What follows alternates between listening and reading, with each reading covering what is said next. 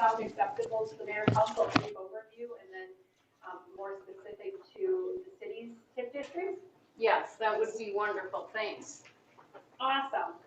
So tax increment financing, and when I say TIF, as I go through this presentation, is really a financing method to capture the increase in value from new development. It's a broad authority that the state grants to cities and economic development authorities. In the case of Goodhue, it's always been the city council that has considered it establishment of TIF districts and management.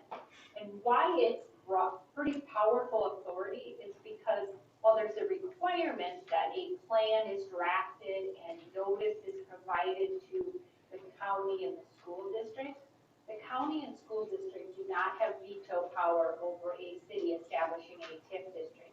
They are able to offer comment, come to the public hearing, written comment, with one exception. When there are county road costs or county roads that are impacted from TIF districts, counties have some unique power under the statute that I won't go into and have not been relevant for the city of Goodhue in the past.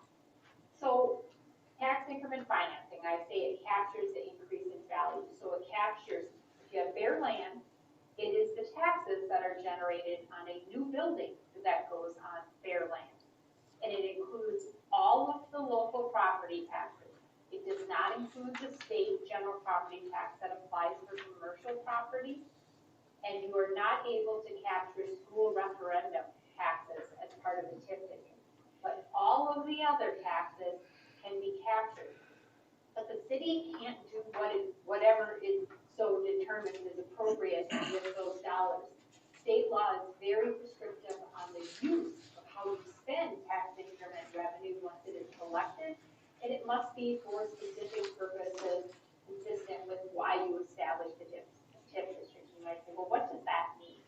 Well, if it is a redevelopment district that you are establishing, in order to create a redevelopment district, and the city had a redevelopment district before, it means that you have to spend those monies that you collect, the tax increment, on correcting the conditions that allowed you to establish a district. So that would include soils corrections, land acquisition, other site improvements, foundation work, soils work, not contaminated, but construction soils work, removal of substandard buildings, all of those things that are required for the creation of a redevelopment district.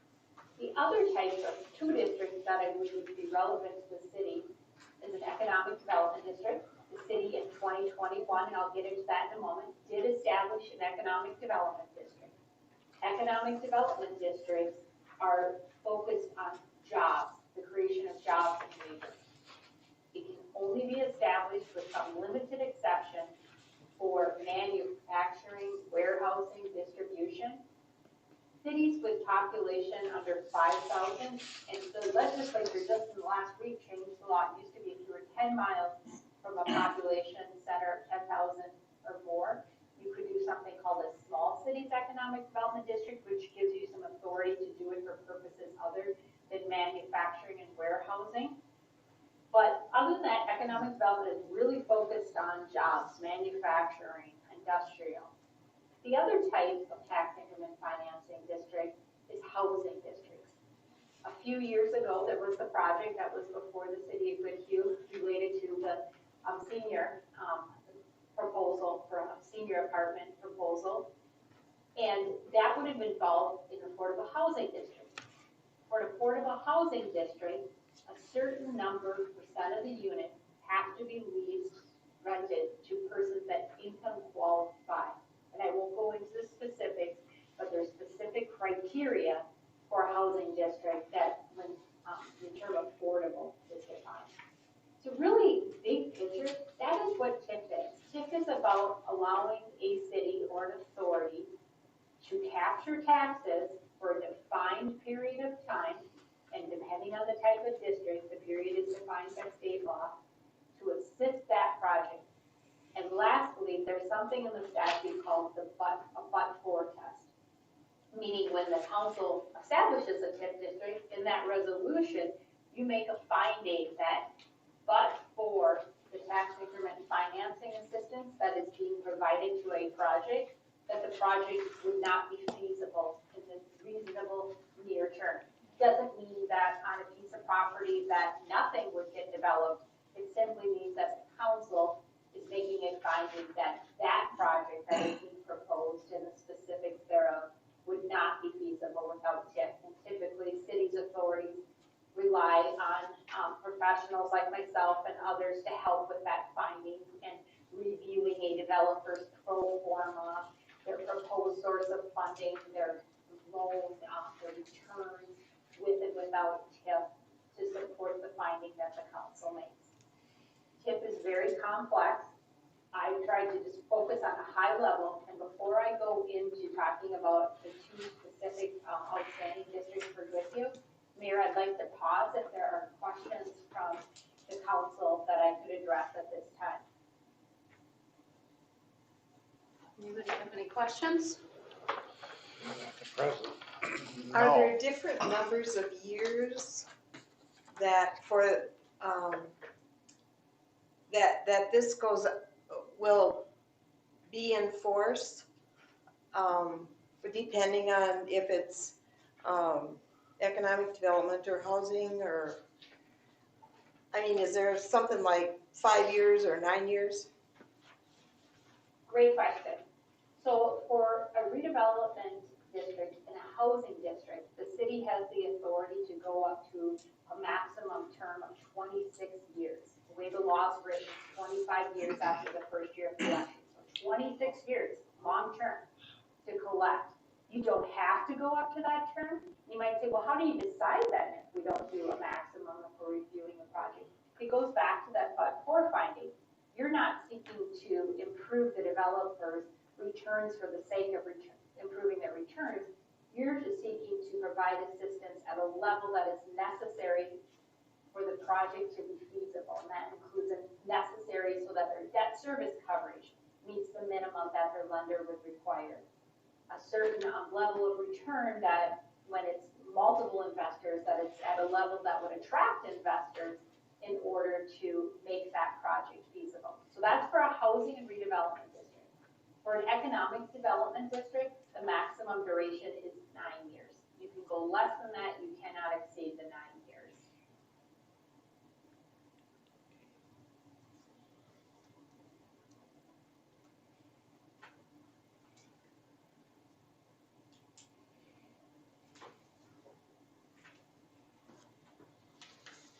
Is that what our current two projects are right now? Are they 9 years? Is that what they So were? let's talk about that. So there are two current districts that the city still reports on. One of them is going to be collecting increment, and another one is an old one. So, and I'm looking at these in front if my eyes move to the right here.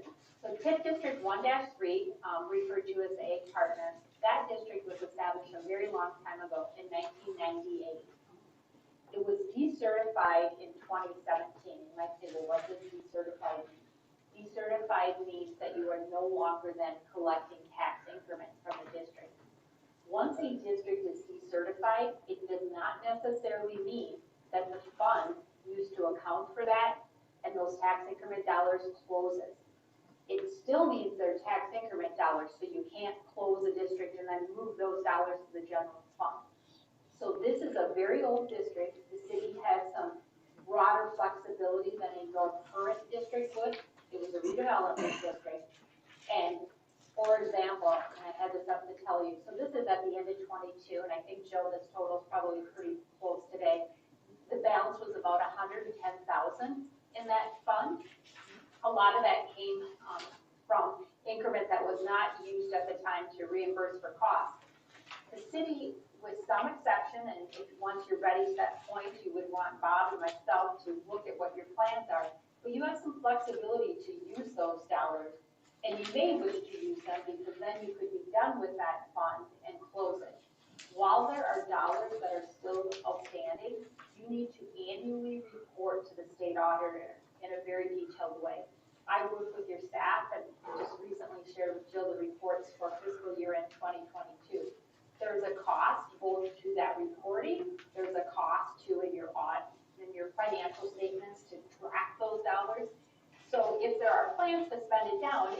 advisable to spend it down sooner and just be done with that fund, which again is from 1998. So that's the first one, and that's no longer collecting increment, no outstanding obligations. You have a balance of about 110,000. The other one is the newer district. Tammy, can I ask you a quick question? George from Northland Securities here. So when you say 110,000 of, fund balance, if you will, in that account, if they decertified that, might there be the opportunity for dollars going back to the city then? No, so that district is decertified, so the Okay. city has not been collecting any new tax increment since 2017. But because it is an older district, when you decertify, you were not required to return those dollars to the county for redistribution. And when I say redistribution under state law, when a city or authority returns dollars to the county simply then divides it up based upon the city, county, and school districts' respective tax rates and sends it back to you. That would be an option. The city could say, you know what, we don't have any TIF eligible costs. We're gonna return those dollars to the county. Then, when you get those dollars back from the county, then you could put, let's just say, I don't have your tax rates, but you're more than a third of the total tax rate, I believe. Those dollars, when you would receive the redistribution back from the county, you could then put that in the general fund. That is the only time that you can do so. As long as it's sitting in the TIF fund, those dollars were restricted for TIF purposes. So that's TIF 1.3. So TIF 1.5 is the newer one. That was established and certified by the county on February of 2021. The first year of increment will be this current year, 2023. Prior to the meeting tonight, I went and looked up the tax statement for that business of property, and there is TIF revenue that will be payable here. And that district has a total term of 9 years, and the city did enter into an agreement with the developer. Kennedy and Graven is working presently with Jill on the issuance of the tax increment financing revenue note to the company. Now I want to explain TIF revenue note, tax increment financing revenue note. So typically, and has been the case for Goodhue, when you approve an agreement or decide to agree to provide assistance to a private company, you don't simply say, we're just going to give you your, pay you back real estate taxes for a period of time. Instead, pursuant to the TIF law, you say, we will agree to reimburse you for this amount of project costs, sometimes with an interest rate. In this case, this note did include an interest rate for a defined period of time pursuant to the maximum term of both the district and what the city determines, which could be less than the maximum allowed amount. So that note has not been issued, but I know that's being worked on. If that note is issued before August 1, 2023, then the city will owe the first payment to that company on August 1, 2023, and will continue payments until they are reimbursed the amount agreed to. I do have the specifics. I was not planning to go into the specifics on that contract, but if there are questions, either myself or Bob, I'm certain can answer that. So again, TIF 1.5, brand new district, has not started tax increment. This will be the first year, assuming they're not delinquent on their taxes and have no reason to believe so. And then you will continue to make payments to them until either you reimburse them the principal amount or you reach the end of the duration of that district. I note that because TIF revenue notes are different than when you issue bonds, so general obligation bonds that you work on with George. When you issue those bonds, you're putting the full faith and credit behind it, promising that you will levy taxes to satisfy that obligation. TIF notes work differently. The pledge solely is the available tax increment. The tax increment could be less than what was originally projected when you agreed and established the TIF district and made agreement with the developer. And the reason it could be less is maybe their valuation declines over time or is not as high, or tax rates decline over time and there's less increment generated. That happens all the time. Sometimes TIF notes are reimbursed at the original amount, sometimes they're not. Both are fine. Is not a full faith and credit. You have the option sometimes, and some cities do in unique circumstances, to issue general obligation TIF bonds, but that's very unique situation in recent recent years. So that was a lot, so that's TIF District 1-5, and that is the last one. So those were the comments that I had, and I may understand that you have some questions for me related to TIF 1-5 and a potential expansion of that business, if I'm correct, Mayor? Yes, that is correct.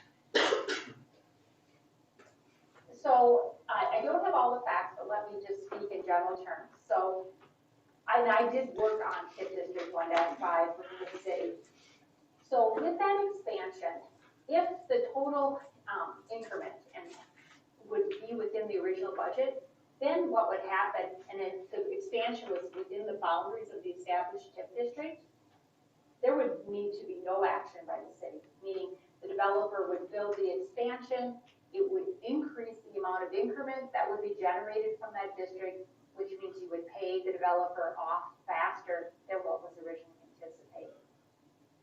If the developer is seeking additional monies, tax increment assistance from the city, and assuming, and I don't know this yet, but if the expansion is within the physical boundaries of the existing TIF district, then there would be a need to modify the existing TIF district in order to increase the budget to allow you to enter into that agreement with the developer.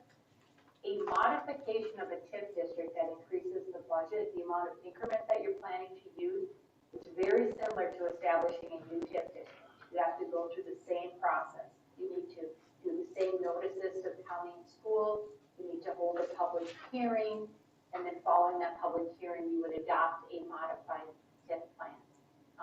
So with that, my sharing a little bit, maybe to Bob, if the company is asking for more assistance, or if it's simply a matter that they're going to do an expansion, which will result in more increment to the benefit of all concerned. Yeah, Mayor and Council, so I was going to say, prelude to that question, Tammy, was that, so I have told you, Council, that I'm not one of the lawyers at our firm that regularly works with George and Tammy on finance things. I'm around it enough to be conversant, but I'm certainly not an expert in it. And I would say that I learned something. I've heard a presentation like the one that Tammy just gave you multiple times in other cities where Tammy and I both work, and I learned something every single time. And so I guess I'm just giving you the encouragement to ask questions. This is complex, as Tammy has said, and so please do ask questions. And then as to Tammy, the particular expansion, I think we've kind of teased out that the request that's come across from FabTech, I think is the name of the development or the enterprise. Initially what they wanted was a subdivision approval that we worked through at the last council meeting. I don't think we know the details yet on the expansion on the existing property. So in other words, the subdivision they wanted was separate from their current enterprise, their current business. And so I don't think I know anything about what they're proposing in relation to changing, expanding, whatever the TIF. But back to the initial point, please, Council, it's okay that this is complicated. Questions that I've heard multiple times in the past to Tammy would be like, explain again what you mean by increment, or explain again what you mean by but for. Those are all okay to ask. It takes some time to get your mind wrapped around those things.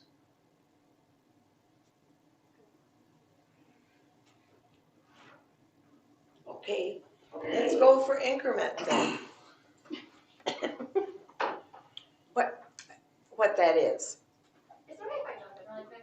Sorry. Hello, good evening. Tammy, is it okay if I jump in really quick? My name is Kayla, and I'm with the Economic Development Authority in Goodhue. I've worked on tax increment financing, or TIF, in other communities I've worked in. So I can also kind of give a little bit of perspective on my understanding of TIF. So essentially what the increment is when someone applies for a TIF and they're planning to do a development like FabTech is, you're essentially reimbursing them the property taxes that they pay for the new development. So, you know, you have your property taxes you pay on a vacant parcel of land. When they develop new property, the property taxes obviously will increase based on the assessed value of the new development. That difference in property tax is what you essentially are reimbursing back to the developer. So they still pay the property taxes as if it was a vacant piece of property, and then you're reimbursing them kind of the difference. And that's also how you kind of figure out how much TIF or tax increment financing you're going to give back to the developer. Typically, FabTech will go through some type of application process, and I would encourage Goodhue, I can help draft something to put in place some type of tax increment guidelines and policy and application. So FabTech typically, during this application process, would provide their drawings or renderings of kind of what they're planning on doing. And I believe Kenny presented some of those to council at the last meeting, kind of gave a general idea of what their expansion would look like. Then the city or myself would take that to the county and essentially talk to the county assessor. And we'd say, how much do you think this is going to be valued at? When they come back with their, kind of expected or proposed valuation, we would give that to Northland Securities, and then them as the TIF consultant would provide a TIF schedule. Now, typically they'll say, based on the assessed value, here's how much we think you're going to collect in property taxes. So here's how much we think we could give them in TIF. Now, typically, like Tammy said, with an economic development TIF that currently exists, it's 9 years. So you'd want to do something like a do not exceed. So you would say, we are willing to give you, let's say, for example, $100,000 or 9 years of TIF, whichever comes first. So if the valuation of the property comes back higher than what the county assessor initially guessed, they would pay off that TIF quicker than 9 years, obviously because they're paying higher in property taxes, and so they get to that $100,000 quicker. Whereas if the property came back assessed at, let's say, $50,000, they would be paying less in property taxes, so they probably wouldn't even get $100,000 in assistance by the time the 9 years was over. So the increment is the difference between what they're paying in property taxes as a vacant parcel versus as a developed piece of land, and that's kind of what you're reimbursing them, if that makes sense. And we pay them the difference between, say, the vacant lot is $100,000 and the new would be $150,000. We would be paying the $50,000. Yes, you'd be reimbursing them that $50,000. I'm paying the 50 and you're paying it back. Yes, Right. so they Right. still pay, and that's kind of where that reporting comes in. They still pay their full property taxes every year as a developed piece of land, and then you reimburse them kind of as the incentive to develop that property here. And also, like Kenny mentioned at the last council meeting, he essentially said, if I don't get TIF, then maybe I would have to, continue doing work outside of Goodhue, and we would never collect that property tax. And that's kind of when that but-for statement comes in is, but for TIF, I would not be able to develop here. So it's that incentive that helps them afford that development. And then after 9 years, essentially the city is going to make that property tax revenue, if that makes sense. For those of you who are not aware, George and Tammy, Mr. Ryan is joining us here tonight from FabTech. So he's kind of listening in on this, and he's, kind of chimed in a little bit, so. And sorry to jump in, I just thought That was good. I like that. So I just thought I would provide my perspective on it. And it helped, actually, yeah. Awesome. So again, could you, Tammy, explain the pros and cons of an expansion versus a modification of a TIF? So it depends on if their expansion is going to be to the existing building within the boundaries of the existing TIF district, and it's effectively going to become one building, then you're really left with modifying the existing TIF district, because it would still be one tax parcel, they'll have one tax statement, and then you simply increase the budget to allow you to provide additional assistance. If the facts are such that the expansion is actually going to be on a separate tax parcel, maybe the land is going to be subdivided, not certain, then you would determine, okay, would it make more sense to do a brand new TIF district?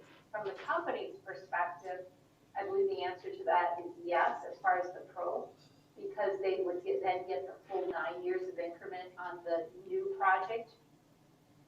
If you keep with one district and amend the budget to allow for you to provide more assistance and capture the taxes on the expansion, there will be less years available, because if they started construction in 23 on the expansion, the first year of tax increment from the increased value from the expansion would not be until 2025. So in effect, they would only get 7 7 years of increment on the expansion, the value of that. So the pros are a separate standalone TIF district would maximize the amount of increment available. If it is simply going to be an expansion to the existing facility, then a new TIF district is not even an option. So then it would really be looking at, would you want to provide the 7 years of assistance on the expansion? You might say, well, where are you coming up with 7 years? It's simply the difference between the 2-year lag between this first year of increment and when they would generate increment on the expansion, in my example. So I have a question on 13. Is that's, as I understand it, it's already done and there's $110,000 laying there. How do we go about doing whatever we need to do to recoup some of that? So you need to spend those dollars on, you would be able to spend them on redevelopment costs. So if you were going to acquire property that had a house on it, for example, that we're going to demolish and make room for other development, that would be an eligible use of it. Certain site improvement costs would be. You can't take that $110,000, for example, and say, well, we need to buy a new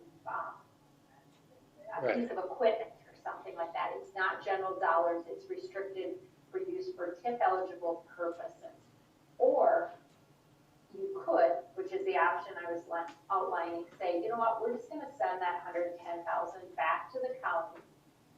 If you do that, then you will get a proportionate share of that back to the city, and you can deposit that into your general fund and use it for any general city purpose. I don't have your share of tax rate compared to the county and the school district, but if I had to guess, I bet you're approaching 45%. So let's just do that half of that $110,000 back. It would go into your general fund at that point. Yeah, that's what I was interested in. Instead of leaving it lay there, we have plenty of things that we could use it for if we got it back into the system. You know, and having worked with the city for many years now on your TIF and understanding this and under different councils and staff and knowing what I know on some of your projects, I think it would be worth considering just returning that as excess increment to the county and then getting your proportionate share back. If you had, project that you knew that was just a perfect fit for it, well, yes, then send it or spend it. But you've been sitting on that balance for many years, and it may be just best to close out that fund and be done. But I defer to the council on what you think is best. Sure. Thank you very much. When we close out those funds, George, how does that affect like our rating on our bonds? Does that have anything to do with it or not? Because that has an effect on our fund balance as well and what we have. Tammy, do you want to take a run at that one, or the city in general, mayor and council, has very strong fund balances. So even without returning the TIF dollars that we're referring to, the city has very strong reserves, and that is one of the elements, or one of the key reasons, and I'll talk about this more in a moment. One of the key reasons why the city has such a strong bond rating is the very strong fund balances, and that's even before any transfer from the county of these TIF dollars. Mayor, council, the closing of this and returning of it would have no impact on your rating. These dollars are restricted dollars, so when the rating agency views your fund balance, the $110,000 is not dollars that they currently view available. Now, if you close it out, you put the $50,000 in my little example into the general fund, that's helpful because now you have general dollars for use for general government purposes. Yeah, I just feel that it's been laying there so long, it's time we do something with it myself. Yeah, 2017.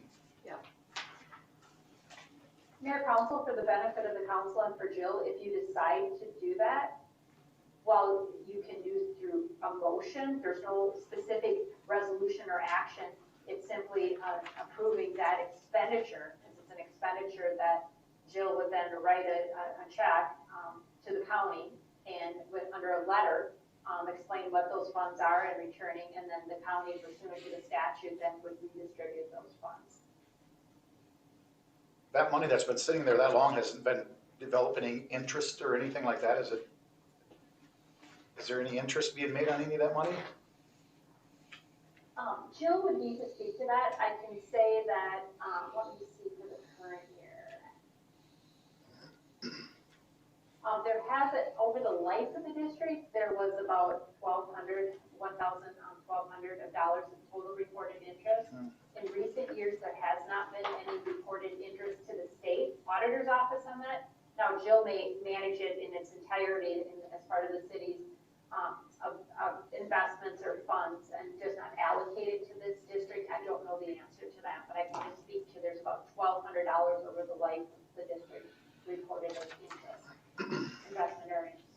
Yep, what she said on the later part of it, just because it's, that money has been sitting there, so the interest is going into the general fund. Oh, it is, so that's what we talked about at the meeting then, so, yep, okay, yep, that was my question. So I may have missed this. Are we able to use that money to repair or update current infrastructure? You are not, because there are older districts, which we call pre-1990 districts, that the answer to that question would have been yes, and there are many cities sitting on those balances. The specifics for this district does not allow for that. It is more restrictive in how those dollars can be used. Just thinking of using this for a sewage, Something, to yeah. fix our current sewage plant. Yeah.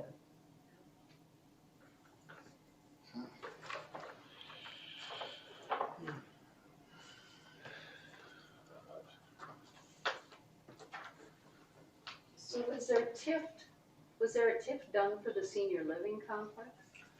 No, No, that was, they did something else, what did they call They it? installed sewer, right?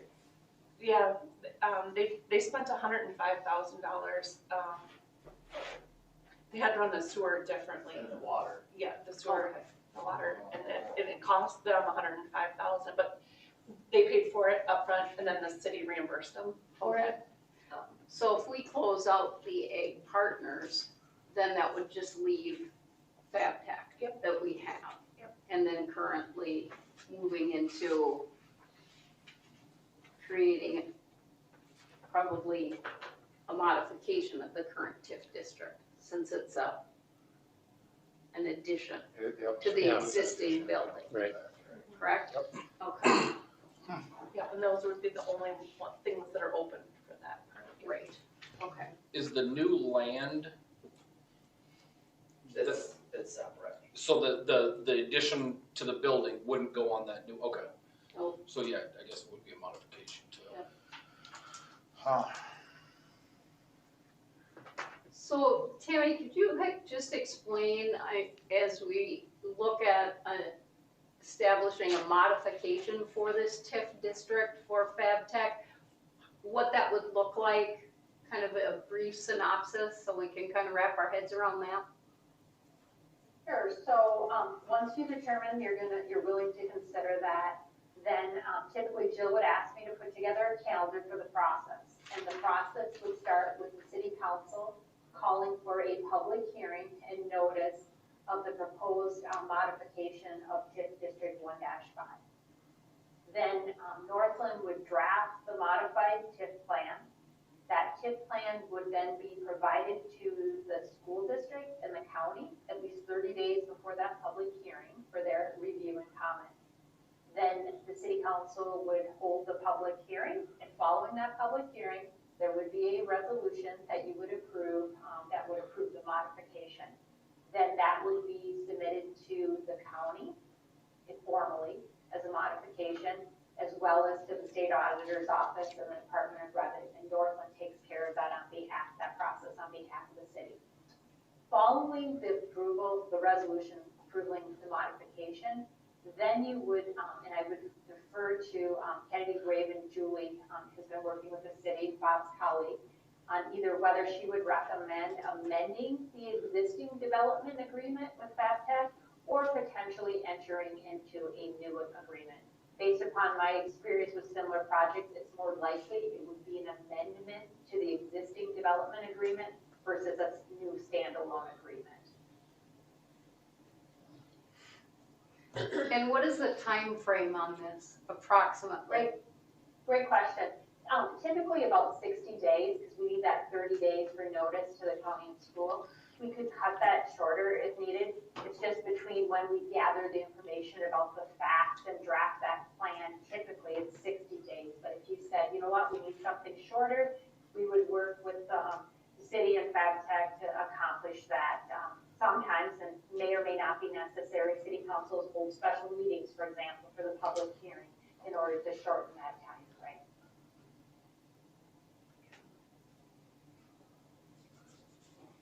So we have 3 new council people on here.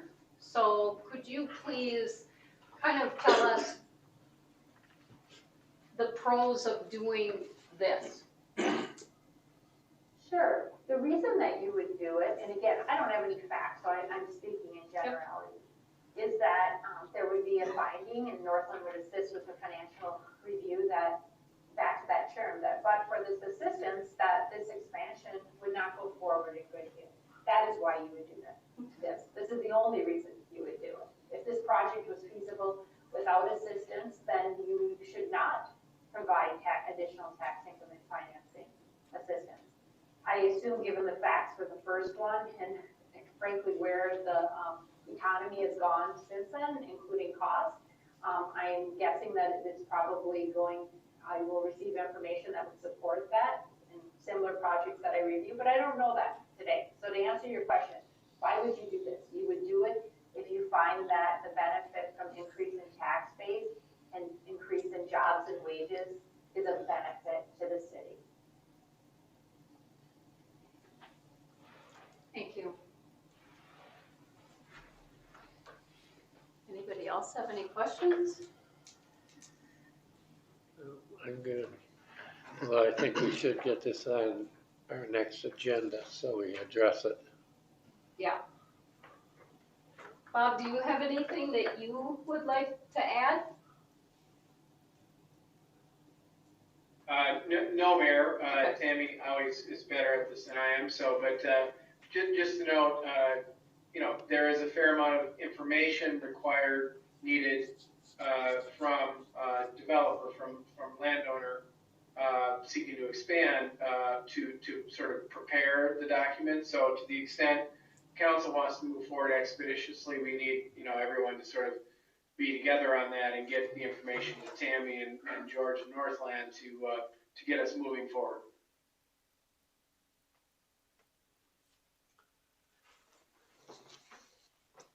Mayor, Council, I would add the review with the county assessor of the project. That's really up to the city. That if you want to do that, that's not a requirement.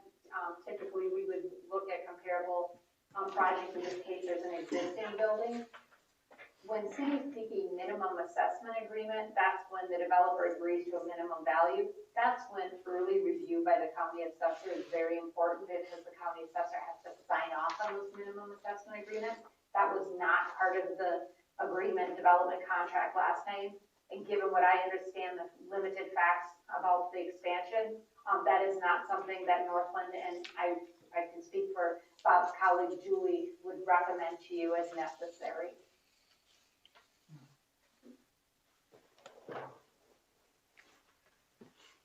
So I was going to say, why did I mention that? I mentioned that because if you decide that you want to have the county assessor review first, then you're probably closer to those 60 or more days, just to allow time for that process to work its way through. I guess my question would be, if the city council sees that this is what they would like to go forward with, does the city get to, do they have any say in, like, how many people they want to be hired? like to be able to bring in jobs. I know that they have to do a report on the wages that they're giving, the number of people, but does the city have any input in, or how is that established? Great question. The city absolutely has input. While you can, when you notice for the hearing, notice that the purpose is for purposes other than jobs and wages. That wasn't how the agreement was with FabTech last time. And I'm just looking that I recall, and I actually pulled up the development agreement here, and there were jobs and wages in there that they committed to. So to answer your question, yes, that is a negotiated point between the developer and the city for the assistance. And I found it here. It was the creation and retention of 15 full-time equivalent jobs was the term at 160% of the federal minimum wage was the terms of the most recent contract.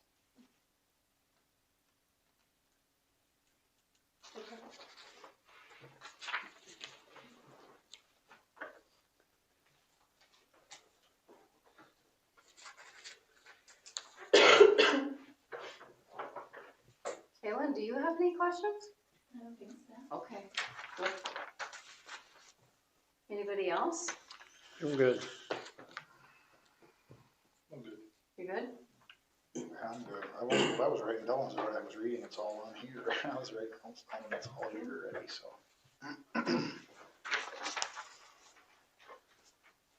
It looks like we're good.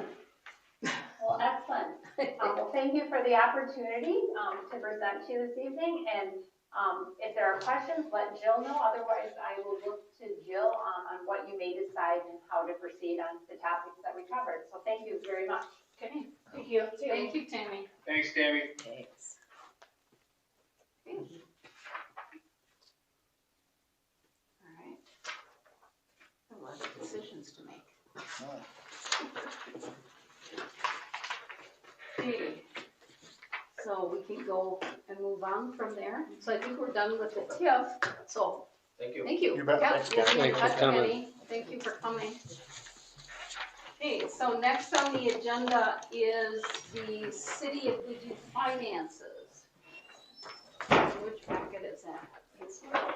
I didn't, okay, he was just gonna give us, yep, sorry, it is this, yep. Okay. Good. Thanks, Kaylin. Thank you. Have a nice night. All right. So I think this is you, George. Okay. And thank you, Mayor and Council, for all the questions you had for my colleague Tammy there. I think that hopefully everybody's has a little better understanding of tax increment financing as a tool that cities can utilize. It's certainly an excellent tool that a lot of your neighbors and cities throughout the state utilize. So if there's follow-up questions with that, Jill certainly knows how to reach me, certainly knows how to reach my colleague Tammy as well. So, but moving on to addressing the city's finances. And Jill, did you pass around the one-page overview? Yes. Okay, fantastic. So thank you. I'll refer to that, and then we can certainly address questions as we go along.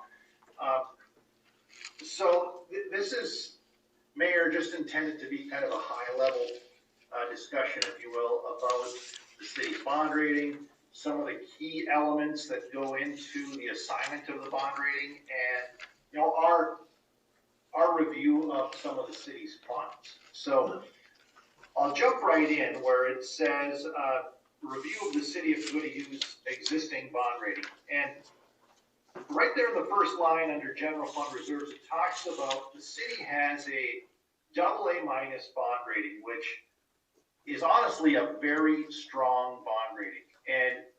And for a city the size of Goodhue, that's something that you should be proud of. It's something that the city originally was assigned that rating a number of years ago, in a large part because you have such strong general fund reserves. You're a small community. There's a potential limiting factor that I'll refer to later, but in each one of these paragraphs, Mayor and Council, I've got like a suggestion at the end that says, for this category of general fund reserves, that the city should maintain general fund reserves at 75% or more of general fund operating expenditures. Now, those numbers in particular are, based upon your last financial report, you've got operating expenditures of approximately $937,000. And so by the definition that Standard & Poor's uses is that they compare that figure to what you have assigned as your general fund reserves. And you are a little bit over $1 million in general fund reserves. And so you're exceeding that 75%. In fact, you're over 100%. But that's really a key thing for the city of Goodhue. Now, a bond rating in itself is great to have. It's kind of like your personal credit score. So this is the city's credit score if you need to go out and get it assigned. Now, we worked with the city on the assignment of your bond rating in 2021 because there was a bond issue that was large enough to merit the fee involved in getting the rating assigned. A bond rating, $10,000 to $12,000 in terms of a range. And so you have to justify, have enough economic benefit to, get interest cost savings well beyond that $10,000 or $12,000 fee. And so those general fund reserves, and I keep kind of coming back to this, there's a few other cities in Minnesota like Goodhue where those strong general fund reserves offset some other items that may not be viewed as positively. For example, debt. Sometimes, and it's hard in a smaller community like Goodhue to not have debt be, when you look in the rating report, it talks about very weak debt. And to be honest, as we look around Minnesota, a lot of communities the size of Goodhue fall into that same category. The reason why is that street projects, infrastructure improvements, these all cost, a fair amount of money in a smaller community with a smaller tax base. So that's where, your debt score is considered worse than a city that's larger because they have a larger market value and perhaps they have a larger commercial industrial base as well. But I'm jumping around here a little bit, Mayor, but I'll come back to my key opening point, and that's general fund reserves, is we should really work to maintain that 75% or more level of general fund reserves. And that's something that Jill and I can kind of continually monitor as we go forward. It's within reason that the city could utilize some of those reserves if you have a water main project or some equipment that you need to consider purchasing. There's just a certain amount that you shouldn't spend down below because that in itself would likely trigger an adjustment to your bond rating. So the key point here is to maintain 75% or greater reserves. Certainly if you have questions as I go along, I don't have the benefit of being in front of you, but certainly let me know if you have questions as we proceed. Just a real quick review of your water fund. The water fund looks sound, meaning that you've got a net income that was generated as well as having a nice cash balance. So I think that certainly there's something to be said about if you have, as you look ahead 1 or 2 years, if you need to make improvements to your water utility, there may need to be periodic reviews and adjustments to that. But as it stands right now, the water fund looks good.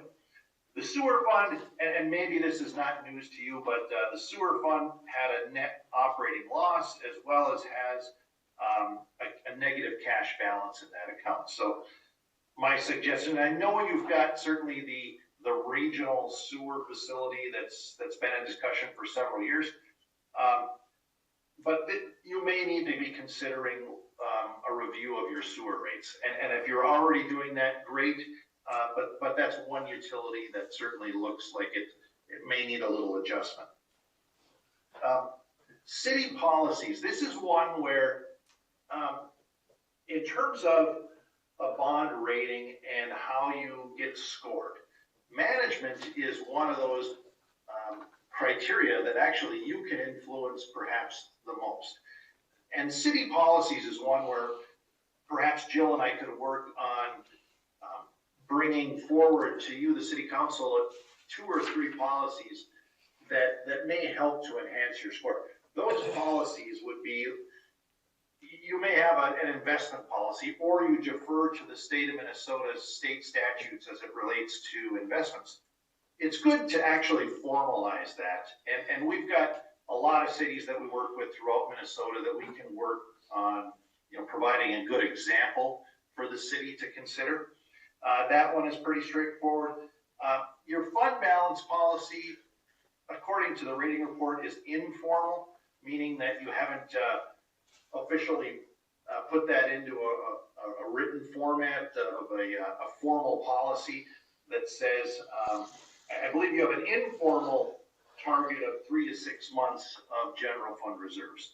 But again, we work with a lot of municipalities. We could likely provide another policy that we could review, find what works best for the city of Goodhue.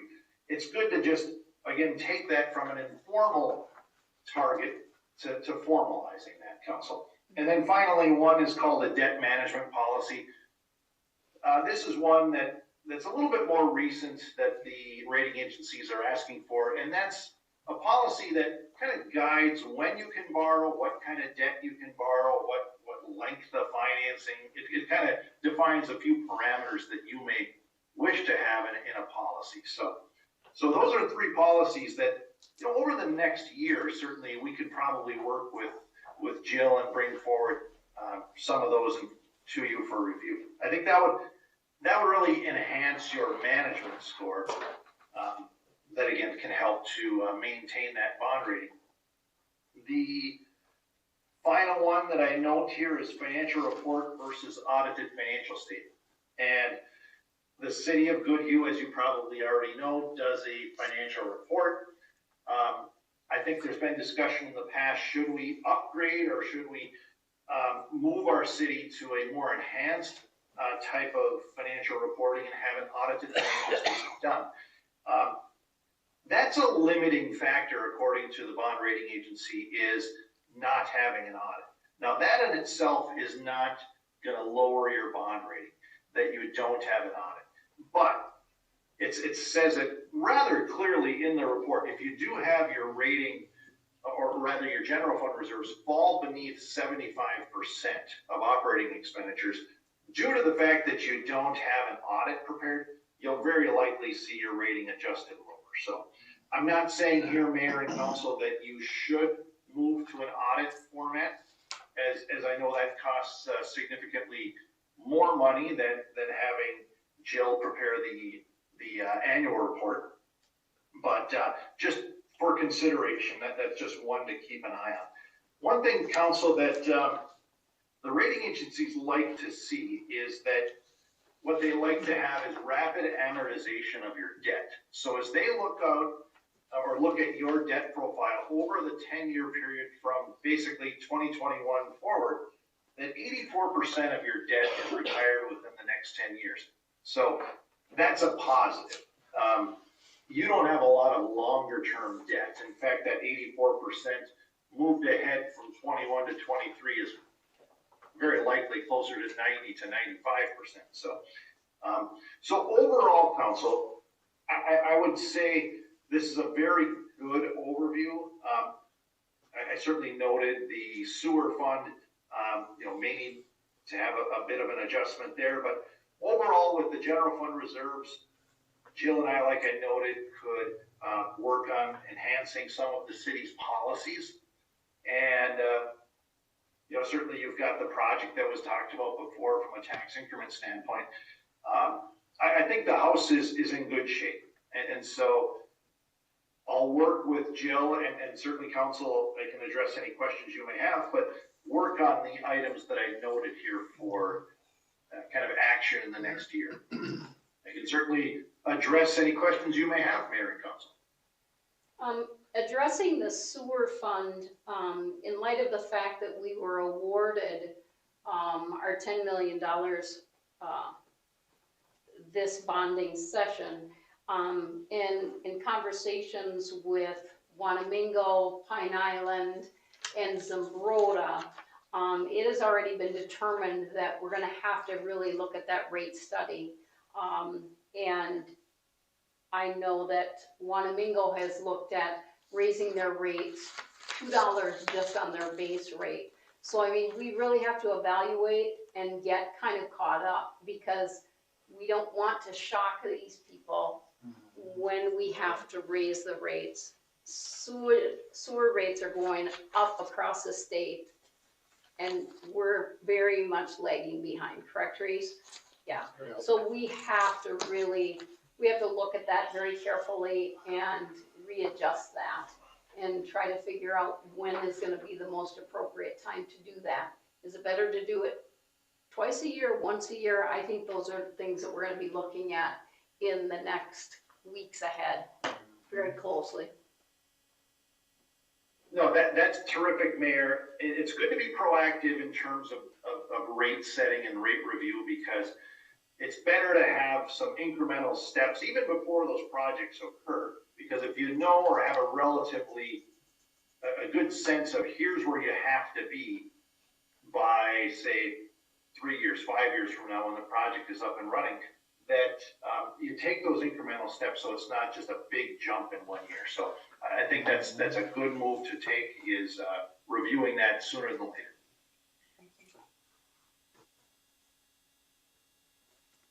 One other note, and actually some of the names, you talked about, Mayor, in terms of this, joint sanitary sewer project, Wanamingo, Pine Island, Zumbrota. When I talk about bond ratings, I looked up your neighbors, or relatively speaking, your neighbors, to see what ratings did they have. Zumbrota, similar to the city of Goodhue, a AA- rating. Cannon Falls has a AA-. Pine Island has a AA-. Lake City has a AA. Wanamingo has an A rating, and Kenyon has an A+ rating. So you are, right in line there, and I think that's a very good place to be at that AA- level. So the other thing I was just going to note, Mayor and Council, is we talked a little bit about amortization of existing debt. And sometimes when I work with municipalities, what they do is you might have, as you look forward, say 3 years, 5 years, here's the streets we want to do, or here's the improvements to the infrastructure that we need to make. And sometimes we plan for that based upon what's falling off the books. And so in the city of Goodhue's case, we've got opportunities certainly as we look forward, because as I talked about, a lot of your debt is falling off in the next, say, 8 to 10 years.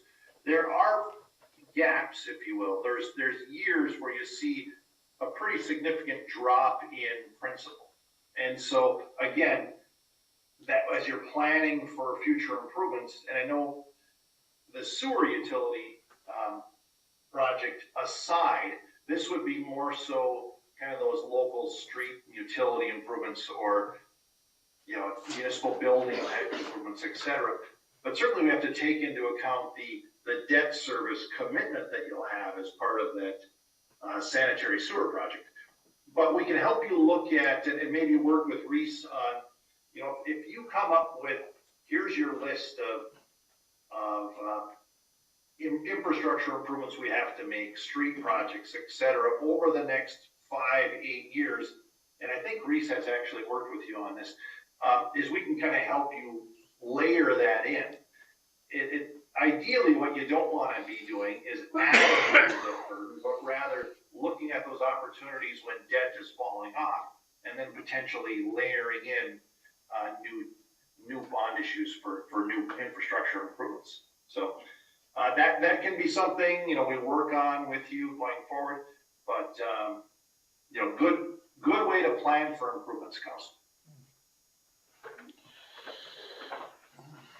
Reese, did you have anything that you wanted to add to that or share with the council as far as, the capital plan, like we had kind of talked about and laying things out. We obviously, George, I mean, we are going to be in dire need of equipment. And, we have aging equipment as well. So how do we go about laying that out so it does not become a burden? Yeah, problem with the Because we do, I mean, everything that we have is pretty old. You know, so, Right. Well, like I talked about, I think that if you have such a list of equipment that needs to be replaced in certain intervals, that can be a place to start. It's, if there's a list of street projects that are prioritized over the next 5 to 8 years, you know, we can work with you on giving, kind of looking ahead at what would be a nice year where perhaps your debt levy falls and it can support bringing on a new project without a significant uptick. What we want to try to avoid is the roller coaster of debt where you've got really high one year and then it drops. So it's perhaps trying to structure debt for the city that's kind of level to the taxpayers, understanding that you've got, you know, as government kind of grows a little bit, where there are incremental increases as opposed to big spikes.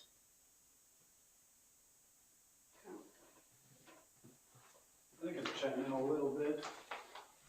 Kind of going off of that, I guess, kind of what George is alluding to, and Mayor and Jason and I have all kind of talked about this a little bit in passing on developing a capital improvements plan. So that would kind of encompass all of your equipment that you have, what's due for maintenance, then you can kind of pencil in, and it's really a forecast and budget for the future. So a lot of communities will do it for 5 to 10 years out and say, okay, these are our priorities, whether it's doing park improvements, whether it's doing sanitary improvements, whether it's doing anything that you want to do in the city, then you can plan for it and budget for that. So some places will go up to 20 years, but you really don't need to do that unless it's a really big ticket item. So it's really just understanding that once you determine what your projects are, then you can say, okay, here's where our rates need to be in order to fund it, and are these things realistic? So that you can really determine what you need to go after. Yeah, the biggest problem I see is some of these streets that are in tough shape. And it's fine to say that, you know, if it drops off here, we can add it in there. But we all know that the cost is much greater now. So that's going to be a problem for us, you know, because we might have 500,000 drop off. You know, I'm just using that as an example, but you know, maybe we get a $700,000 street deal, you know. So yep. I've been noticing a lot of the sidewalks too. We got some sidewalks and stuff where people are walking in tough shape, and that's not cheap to fix that either. Right, and that's where you can start building in some of your maintenance budget into that plan. So, like historically, we've had a pavement management plan, and the city was allocating anywhere from $60,000 to $100,000 a year just to keep up on the streets and some of the sidewalks. So that's some of the things that you can work into that budget and help alleviate some of those future really big items, because once your street hits kind of a certain level, there's kind of no coming back, and you kind of got to let it go until you replace the whole thing. So the best thing is to do is to maintain it, you know, do your patching, do your seal coating, do your crack filling, and extend the life of those streets out as long as you can, so that, you know, you're not paying that larger cost all at the same time. Mayor, yes. if I may, just reiterate what Reese just said, which I completely agree with. I think as cities, and George probably has experience with this too, but as cities grow from many hundreds of people to thousands to maybe many thousands of people, I think the starting place is typically what Reese has talked about, which is sort of a capital budget plan. Because the reason that's true is that the way you would pay for things, roads, utilities, versus, street maintenance equipment or trucks or whatever varies, right? Our authorities to buy and pay for those things differs. And sort of having a plan in place helps your consultants, people like me and George and Reese, plan for how you're gonna pay for those things. So, I think that is a starting place. Your community is growing. You've done well to date, and I think we hope and plan for you to get bigger and better. And so that, I agree with Reese's point about sort of just having a capital plan. Do you need a big truck? Do you need a fire truck? Do you need a new road? Do you need a group of roads? You want to plan for planning for roads and special assessments. Those all come out of a capital improvement plan. And so I think that seems like a good starting point. And the thing I'll chime in with that is, you know, you can do a lot of this yourself. So they can be as glamorous as you want, or they can be as, you know, this is what it can be a nice spreadsheet, right? So a lot of communities will go into a bigger depth on what they actually need, but, you know, you can do a lot of this in-house. You know, we can certainly help out wherever we need. And I've given a few examples to both Jason and the mayor, so definitely at least a starting point. Happy to guide, happy to help, wherever, so. Well, I know I'm totally in favor of an aggressive maintenance plan, because those streets can get away from you so fast. We got a couple that are in pretty bad shape.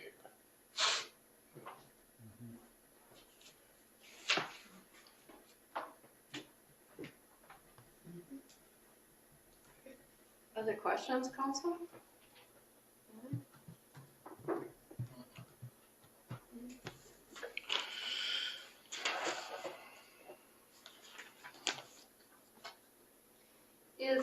I guess, you know, when I look at the budget and I look at how we're allocating the dollars, and, you know, simplistically, when I look at my home budget and I'm looking at a percentage of what I'm spending on what, you know, as a council here, we're pretty green.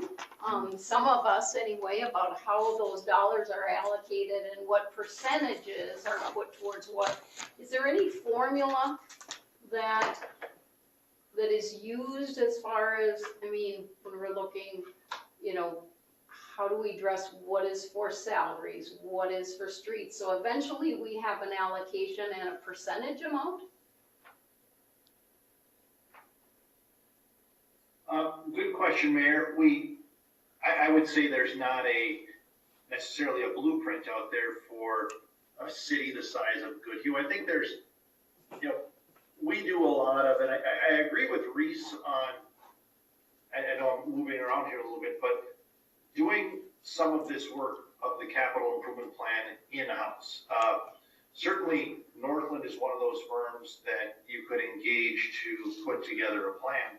I think that capital improvement plan is, you know, do as much as you can between Reese and your staff.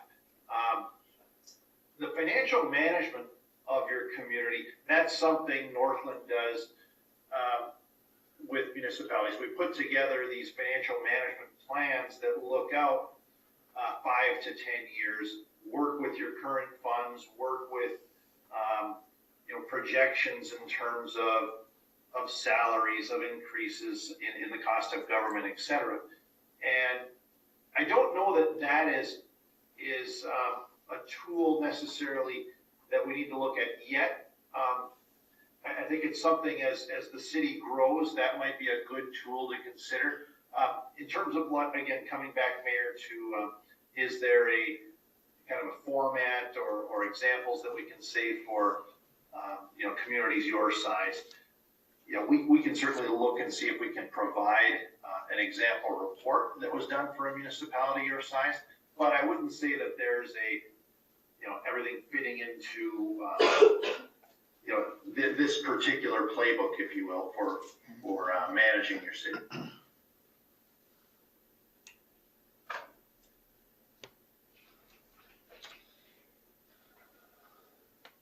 But I think that's a great question, and then having all of this information now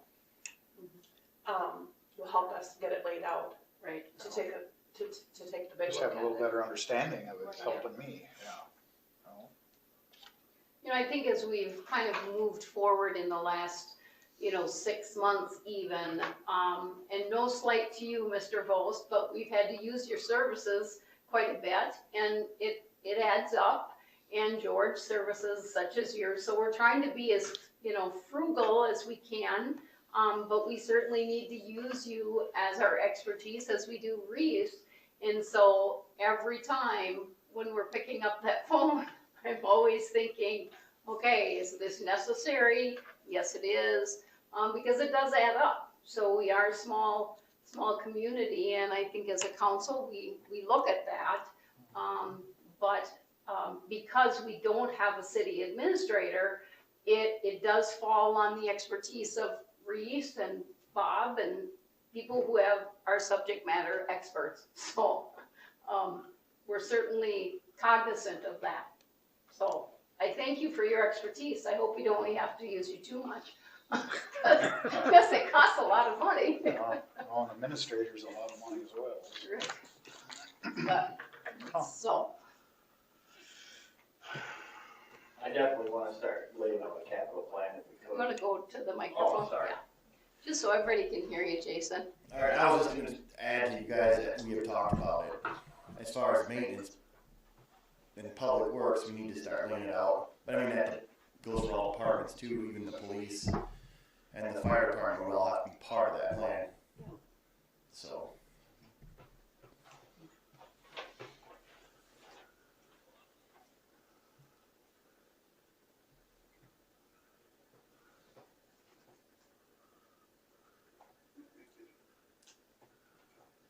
Do you have any more words of wisdom for us? Mayor and council, I think, I appreciate all the questions you've had. I referenced a fair amount the city's bond rating. A bond rating is only necessary when you need it. It's good to have, try to maintain the level of rating that you've achieved. AA minus, like I've noted, fantastic rating, considered very good by the rating agency.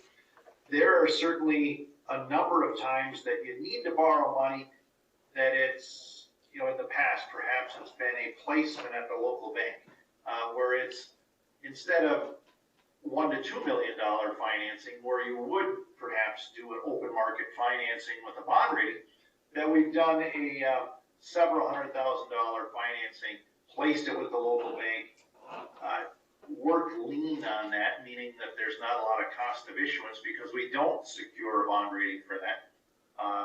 So there's different avenues, and we've certainly done that in the past with Goodhue between larger projects like the refinancing of existing debt in 21. A number of years ago when we did a combination bond for, I believe it was the water tower and the swimming pool. So it's, certainly the bond rating is there when you need it. You want to try to maintain it if you can. But certainly each time you issue debt doesn't require that you go out and pay for a bond rating. It's we'll help you review, is it necessary for a particular financing or not.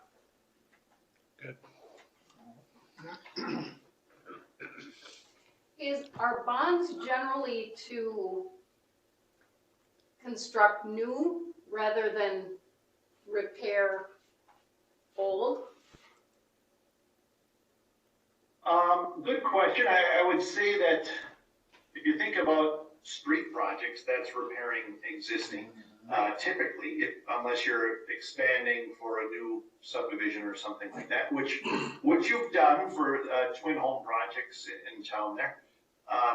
So it's a mix. Certainly, more often than not, you're issuing for new improvements, meaning an improvement could be fixing the water tower. It could be fixing streets as opposed to a brand new street that's being extended. So it's a mix, certainly.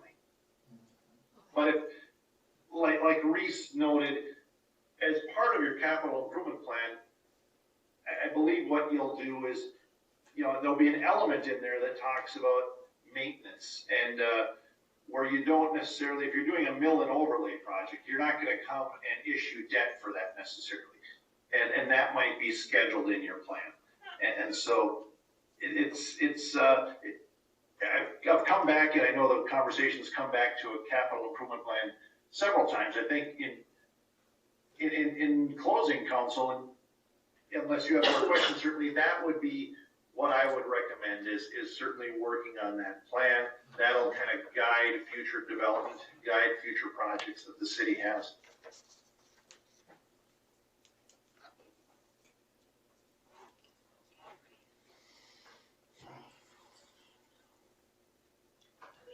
So it sounds like something we should really start and get going on that.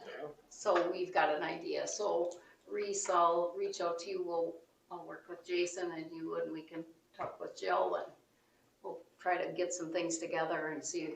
That would be a great workshop meeting to talk about that capital improvement plan.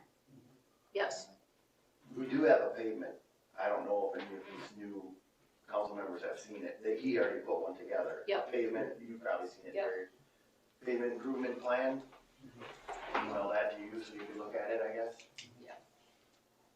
Okay, good. Does anybody have any more questions for is George staying for the water main project? I don't think so because we splashed it and then Okay. we added it back, so I think Yep. it was just a Okay. touch. So, good.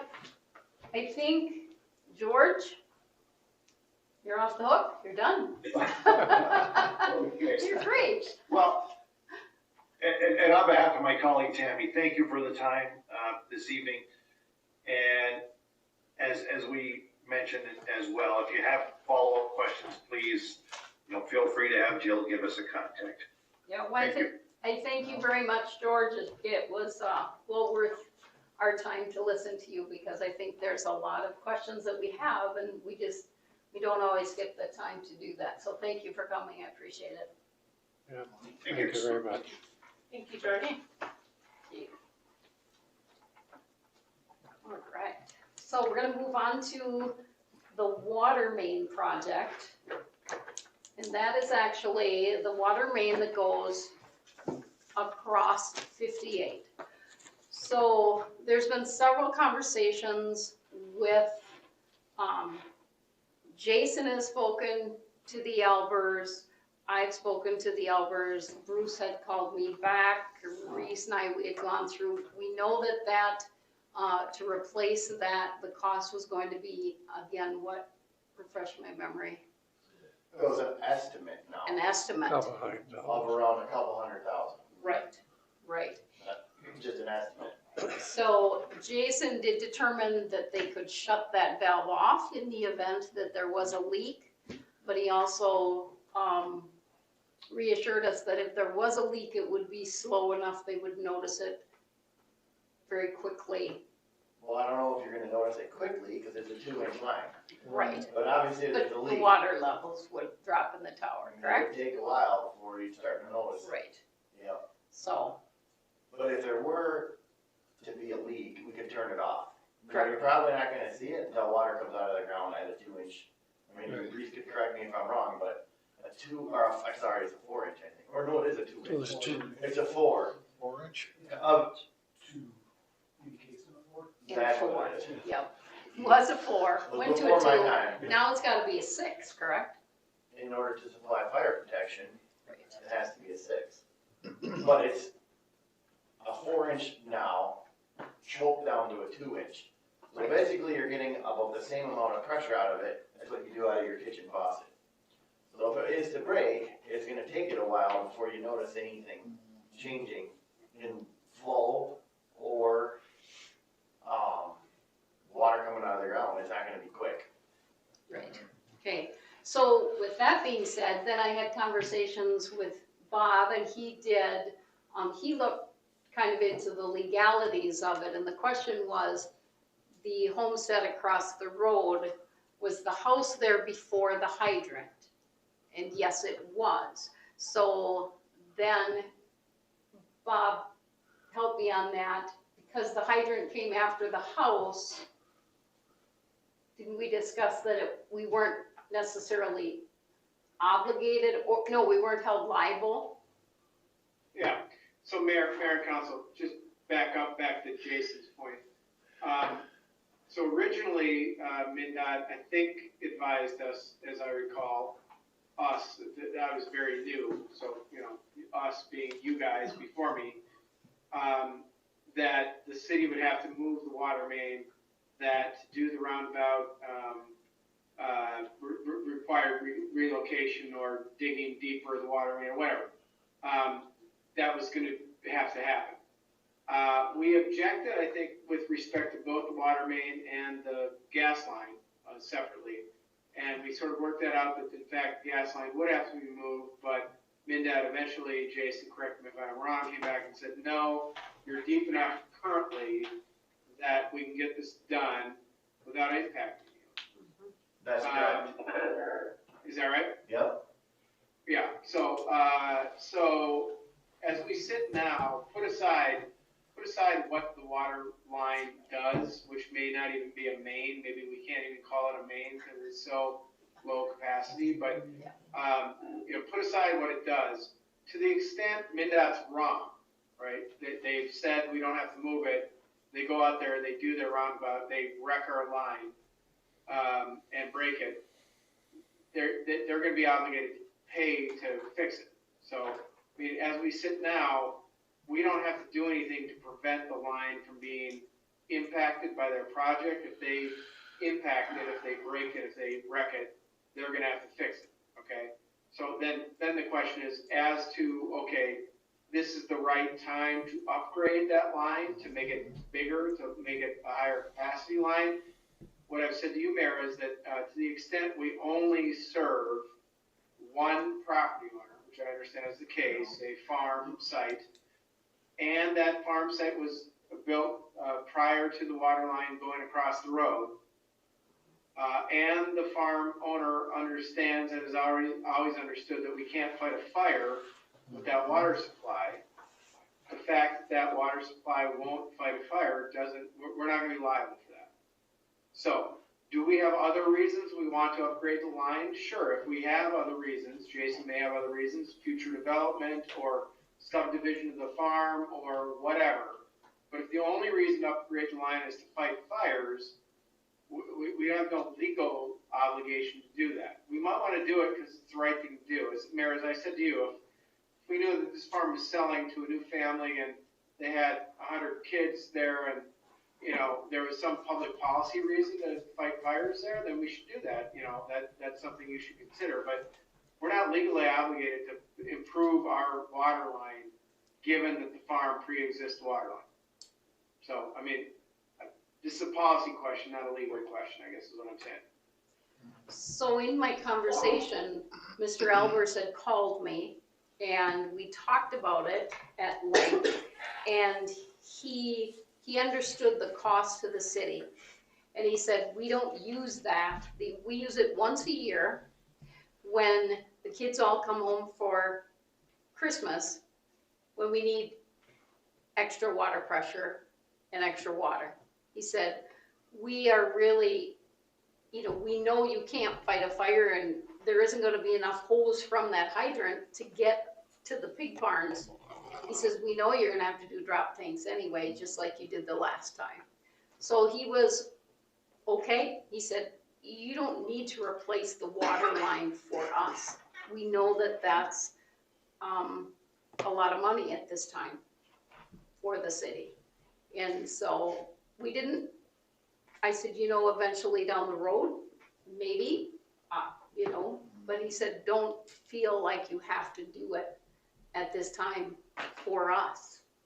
So that's the last conversation that I had with Mr. Albers with that.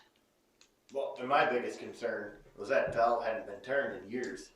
And when we initially tried to turn it, we couldn't. So we worked at it for quite some time, but it does turn off. We turned it. And if we exercise it a couple times a year, we should be able to isolate it if anything ever happens. That was my biggest concern about why we probably needed to do something. Because if we were going to have to dig it up to replace that valve, then we might as well Oh, well, then you might not. do some more work. When they're doing the project and we were to dig, could we put a case down in the ground and then just to avoid future line boring? Could we have I mean, if the road's already tore up, could we at that point dig and just get a case in the ground so we could feed a pipe through that in the future, or could we not do that?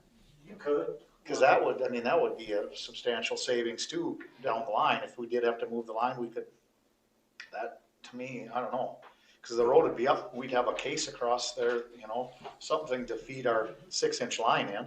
Yep, and we'll do that with like a lot of road reconstruction, so we'll do that a lot of times with like fiber or whatever, just Yep. put in some conduit. So it's there. a very similar Yep. concept. Now, Right. this is pretty deep, so this would be probably, MnDOT's probably only working in the top 3 feet of the road section. I know they do have a couple crossings I thought they were doing some storm sewer work, so they might have a utility crew, but this is something that we would want to get into their plans.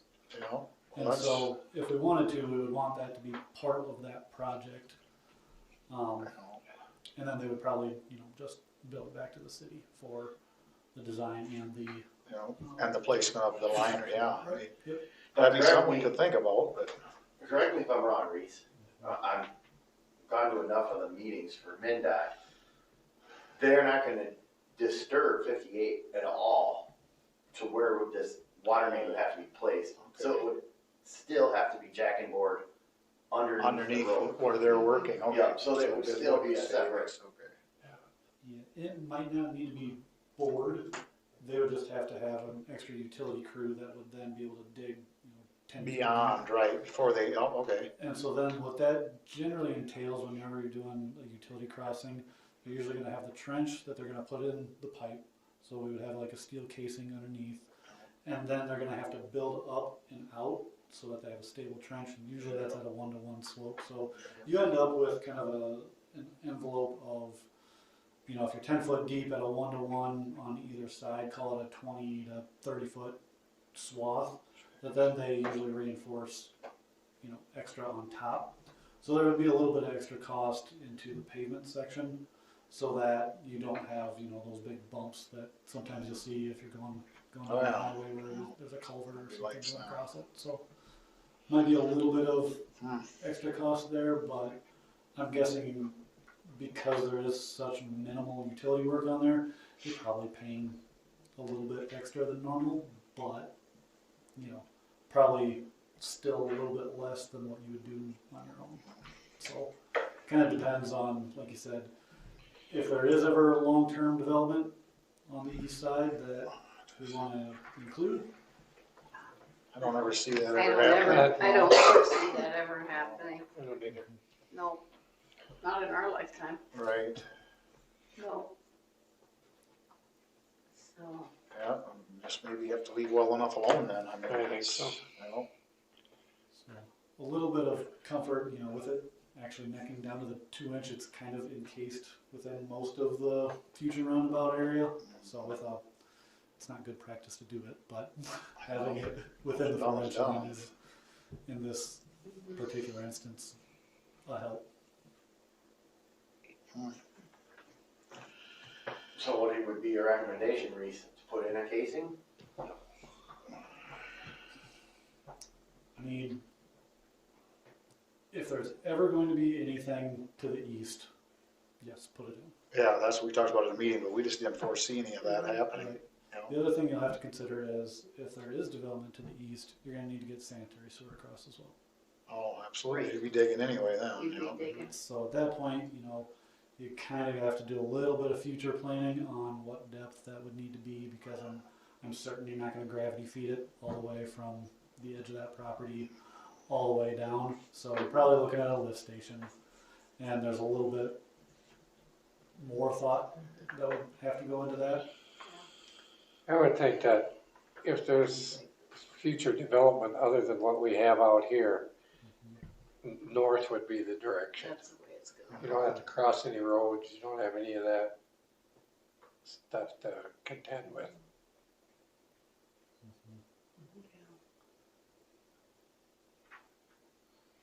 And even if it might be on the south side of 9. Yeah. Where the stair property, but I don't foresee that. that out there, I would think that would be manufacturing stuff, you know? Oh, I mean, on the other side of 58 though. No, I just don't foresee that. Yeah. I mean, those are family farms that have been there for a very long time. And one thing to consider, you know, a lot of times when you have a significant development, and in a lot of communities, they have the developer pay for those improvements to serve the sanitary, serve the water. You know, that's where some of your fees, call it, could come into place for something of that nature. Yeah.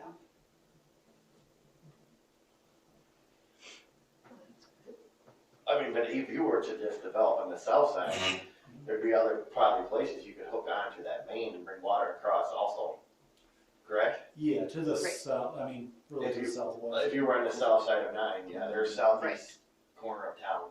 Yep. Because you'd have to get sewer in there again, once again anyway. Yep, exactly.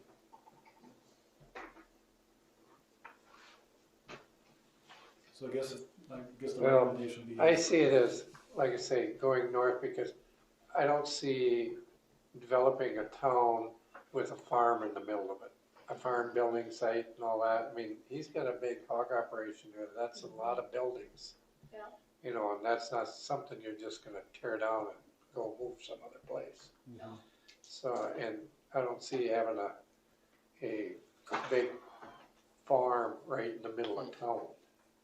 Like I say, I just gotta think that if we were gonna develop, it'd be industrial or commercial would be south, residential would be north. We don't have to mess around with the roads and, you know.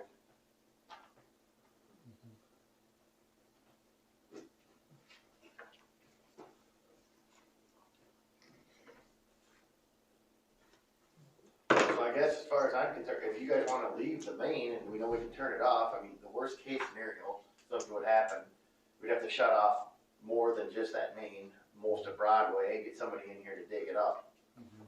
Just put a sleeve in and a valve to turn it off. That would be worst case scenario. Yeah, and I think personally, I think that's the way we should go. Because they don't seem to have any real interest in going across there. And part of that is probably because they know they're gonna be assessed some. You know, did you talk to him about that? We didn't talk about that because he had already said, he said, we're fine with not doing it. Yeah. They brought it up to me. Yeah. In a And short Jason, they talked to conversation. it. Yeah. Yeah. And it was, They would be Caleb. charged. Caleb did. Yeah. Well, if we don't need to do it, then don't do it. Hey, don't Yeah. do I it. think, Okay. Don't spend money we don't have. yeah, I mean, yeah, that's a big chunk of cash. Yeah.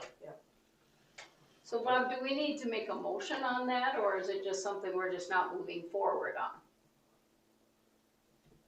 Yeah, Mayor, I can't think of an action item here tonight that you're being asked to act on. I think it would require a council action to affirmatively do something here, and absent that, I don't think there's, so no. Short answer is no. Long lawyer answer is I can't think of why you would have to take an action to say no. There's nothing in front of you to say yes to, so. Okay. Great. Okay, number 4 is et cetera. I don't know what that is. Is there anything? That was just it. Yep, just. Anything else? You gotta add it. Okay, I did get the quote for the new sign that we should put on the agenda for the next meeting. okay, Jill, That work meeting? Well, do we have a work meeting next? Yep. Yeah, we can do that. great. All right, well then, Are we gonna do, the work meeting, the zoning yes, the ordinance, ordinance yes, at the work meeting? Yes. Okay, in June, okay, June 14th. okay. And then June 12th will be a special meeting for Ag Partners for the vacation of the land at 6 p.m. It'll be a very short public hearing. Okay. Yeah, that's the public hearing. And is that I at 6 estimate o'clock? a 0 minute public hearing, but yes. Okay. 6 o'clock. June 12th, Monday. June It's a Monday. Is that it? Wouldn't have to be there. Yep. Good. I don't know if that worked out. Okay, All right, if there's not anything else, could I have a motion to adjourn? So move. I'll second. Okay, all those in favor? Aye. Aye. Opposed? Motion carried. Thank you. Thanks, Mayor and Council, good night. Thank you, good night.